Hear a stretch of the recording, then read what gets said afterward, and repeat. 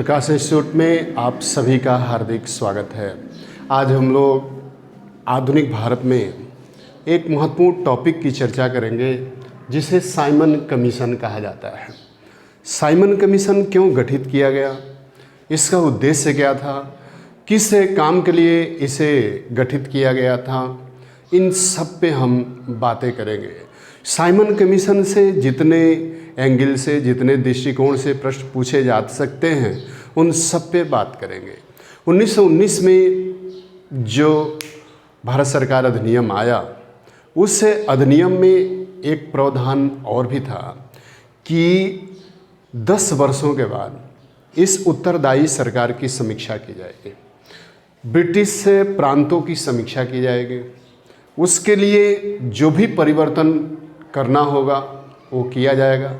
लेकिन 10 वर्ष के बाद एक आयोग गठित किया जाएगा, जो आयोग जैसे समीक्षा करते हुए सुझाव देगा, उसी सुझाव को लागू किया जाएगा, उसी सुझाव को लागू करने का कार्य किया जाएगा।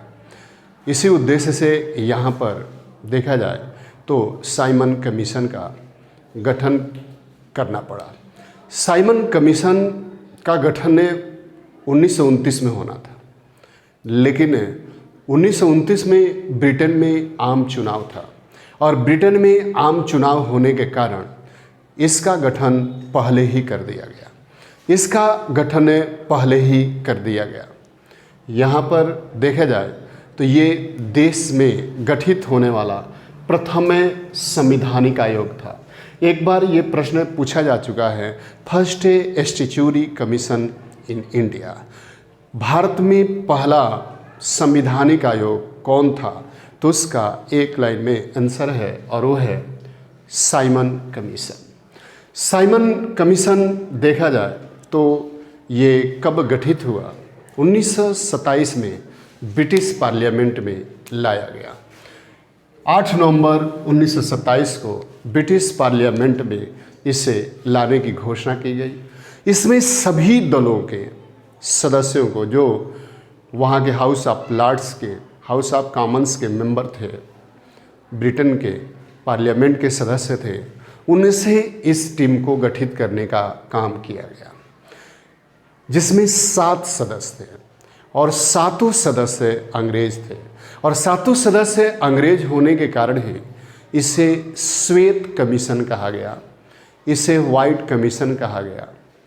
वाइट कमीशन गठित तो हो गया। इस कमीशन का जो अध्यक्ष था वो जॉन साइमन था और जॉन साइमन के नाम पर ही इसे साइमन आयोग के रूप में जाना गया, साइमन आयोग के रूप में पुकारा गया।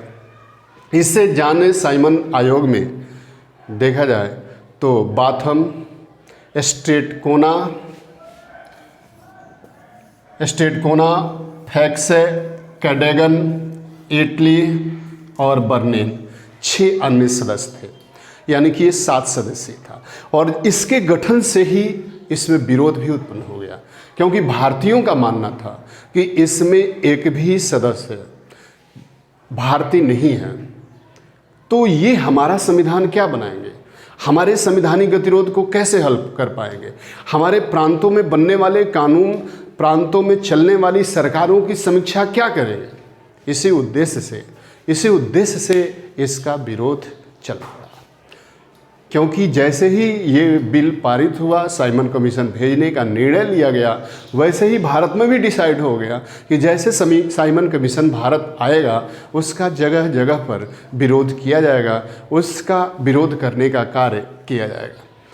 इसी कारण देखा जाए तो 3 फरवरी 1928 को साइमन कमीशन बम्बई पहुंचा। और जैसे साइमन कमीशन बम्बई पहुंचा, बम्बई में इस कमीशन का विरोध होने लगा, इस आयोग का विरोध होने लगा, बड़े पैमाने पर विरोध हुआ। और बड़े पैमाने पर विरोध होने के बाद छात्र भी इसमें हिस्सा ले लिया। इसी समय बम्बई विश्वविद्यालय के छात्र यूसुफ मेहराब अली ने एक ड्राफ्टिंग किया, Simon go back. Simon go back को इन्होंने एक तरह से ड्राफ्टिंग किया और वही नारा पूरे भारत में गूंजने लगा। यहाँ पे गिरफ्तारियाँ हुई, लाठीचार्ज हुए। साइमन कमीशन दिल्ली पहुँचा और जब दिल्ली पहुँचा तो दिल्ली के केंद्रीय विधानसभा के सदस्यों ने, सेंट्रल लेजिस्लेटिव असेंबली के सदस्यों ने स्वागत करने से मना कर दिया। साइमन कमीशन का स्वागत नहीं किया।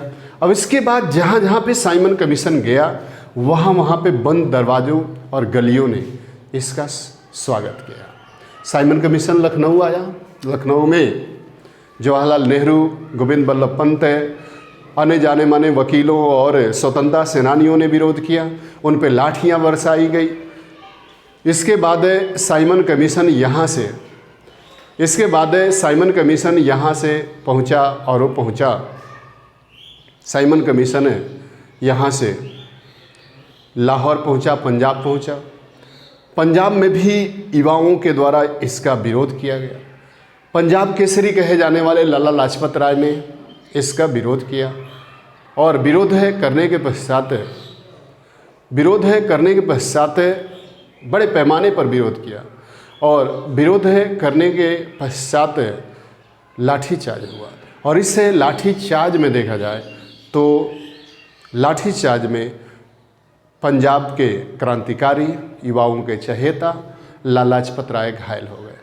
लाला लाजपत राय को इतना बुरी तरह से मारा गया कि वो पूर्ण रूप से उठ के खड़ा नहीं हो पाए।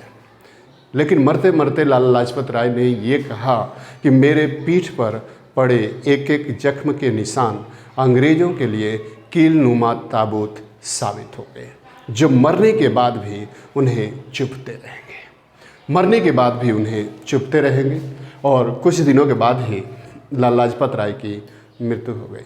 और इस मृत्यु के बदले में युवाओं ने, जो लाहौर का पुलिस उपाधीक्षक था जिसे जॉन सैंडर्स कहा जाता है, उस जॉन सैंडर्स की हत्या कर दिया।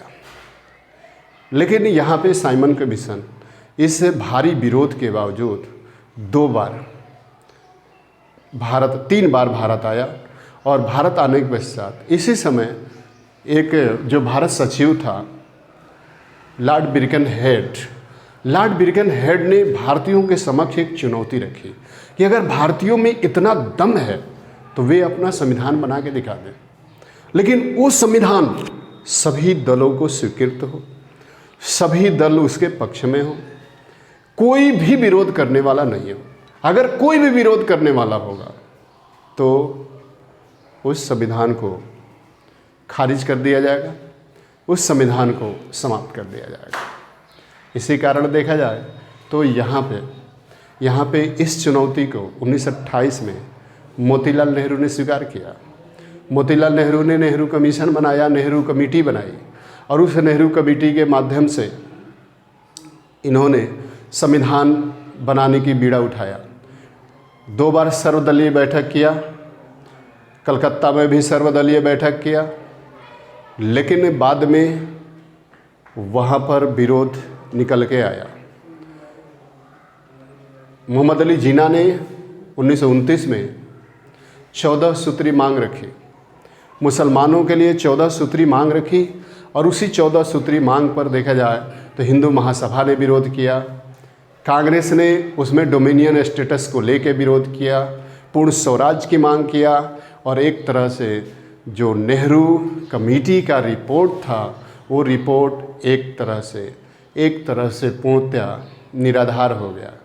1930 में साइमन कमीशन ने अपना रिपोर्ट सौंपा और उस साइमन कमीशन ने अपने रिपोर्ट में कहा कि जो प्रांतों में द्वैध शासन लागू है उस प्रांतों में द्वैध शासन को समाप्त कर देना चाहिए।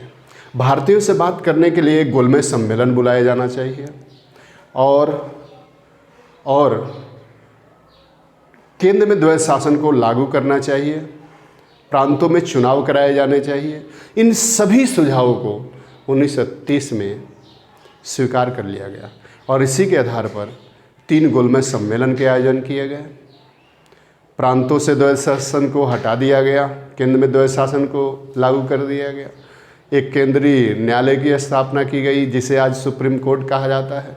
और इसी के ग्राउंड पे 1935 में भारत सरकार अधिनियम आया, गवर्नमेंट इंडिया एक्ट 1935 आया, जो संविधानिक के विकास के इतिहास में यूनिक था, अंतिम था। और उसके बाद फिर ब्रिटिश गवर्नमेंट ने कोई यहाँ पर अधिनियम पास करके नहीं भेजा। तो यह वीडियो कैसा लगा, इसको लाइक करें, सब्सक्राइब करें, शेयर करें। थैंक यू, धन्यवाद।